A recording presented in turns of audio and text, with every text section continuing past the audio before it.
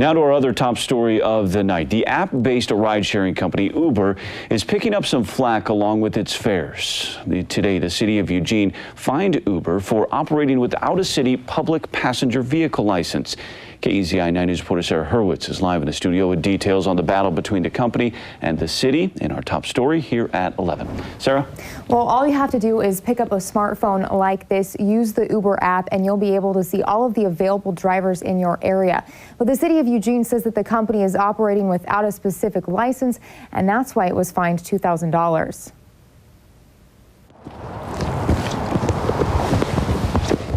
On any given night, Brenda Laird hops in her car and hits the road, ready to pick up anyone who might need a ride. If I didn't have this job, I don't know what I would do. Laird is a contracted driver for Uber, an app-based ride-sharing company that allows the driver to use their own car to pick up riders, but she says it's not a taxi service. We're not renting cars, and we don't do what the taxis do. Laird says drivers pay for their own gas, drive their own cars, and are technically self-employed.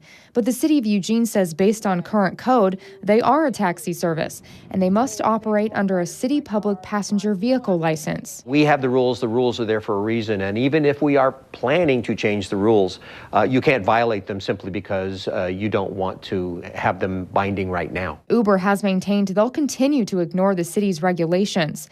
But Councilor Chris Pryor says on Wednesday the council moved forward for a public hearing on this new ride-sharing technology. A very small provision that allows for people who might want to hire a cab to be able to use an app on their smartphone to do that. It's the quick touch of a screen that's opened a whole new ballgame in conversation on city code for taxis. And then you just hit request pickup. And for Brenda Laird, the new technology is keeping her on the road and employed. She says she'll continue to be behind the wheel despite the regulation battle. I'm going to keep driving. I need the job. I need the money.